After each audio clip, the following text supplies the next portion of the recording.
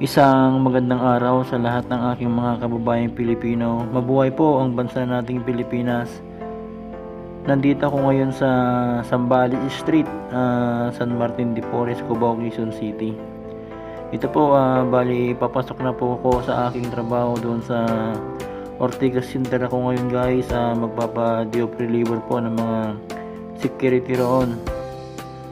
Yan, dito po tayo mapapadaan po sa Zambales Street.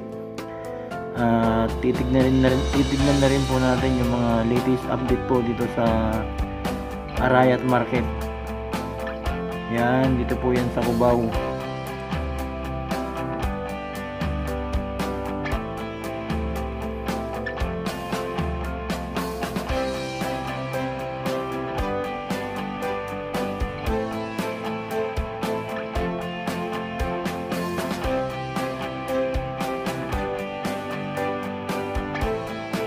Ayan po, ito po yung mga kalsada na nasa gitna na po yung mga kababayan natin na naglalakad.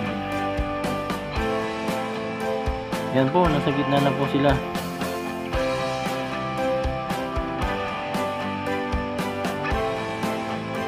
At yung mga sasakyan po nasa gitna na rin po guys. Zambales Street, San Martin de Porres, Cubao, Quezon City. At ito na po yung Arayat Market. Yan, dadaanan lang po natin para makita po natin yung mga latest update po dito guys.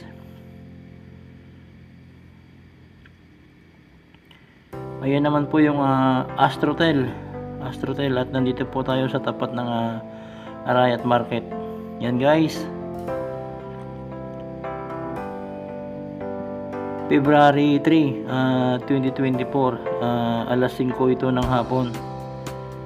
Yan, kulay orange po yung mga tricycle po dito. At yan na po yung Nice Hotel at saka yung Astrotel po dito magkatapat. Meron ding Jollibee po dito sa EDSA at saka Mang Inasal. May 7-Eleven din po dito.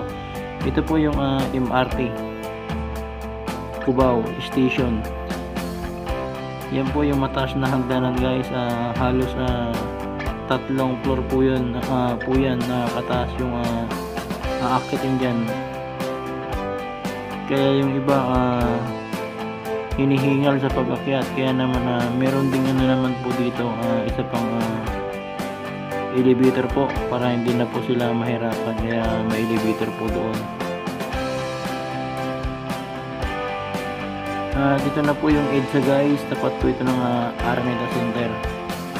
Ito po yung clean fuel po na gasolinahan. At ito naman po yung Isarog bus terminal. Yan po yung mga taga Isarog po, nandyan po yung terminal. At yan naman po yung Regalia Tower guys, yung mga tower na yan.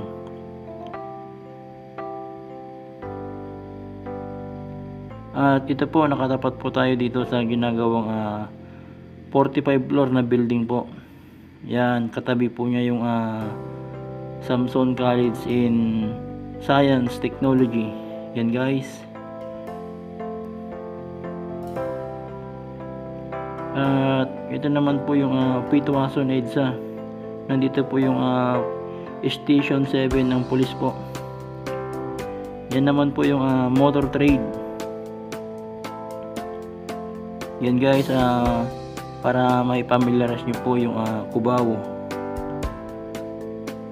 sa mga hindi pa po nakakapunta ng Manila.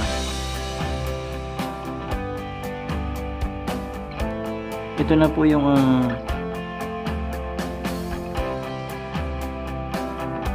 main ng Cubao, main avenue guys ng Cubao.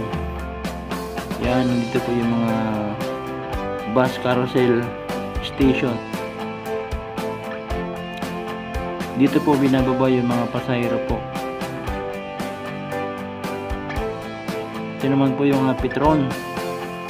At dito po yung madalas na traffic po dito kasi yung mga iba po dito gusto po dito talaga sa flyover dumaan kaysa dumaba po sa ibaba kasi may traffic po.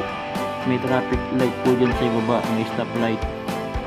Kaya yung iba ayaw matraffic, kaya dito po nakikipag siksikan din ako.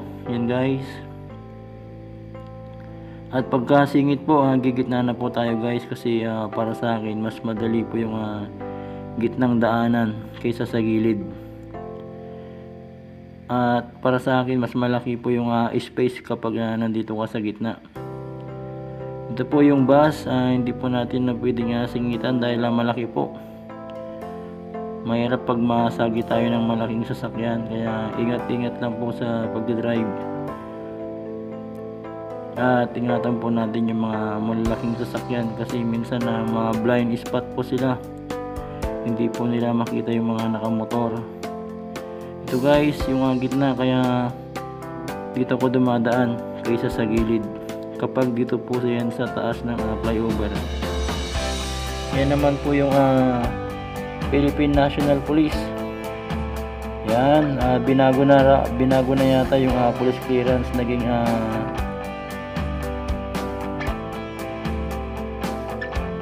National Police Clearance na po guys, hindi na po Police Clearance, naging National Police Clearance na po.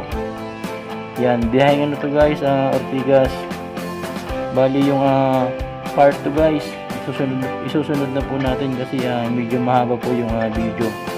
Ito po, itutuloy po natin yung part 2.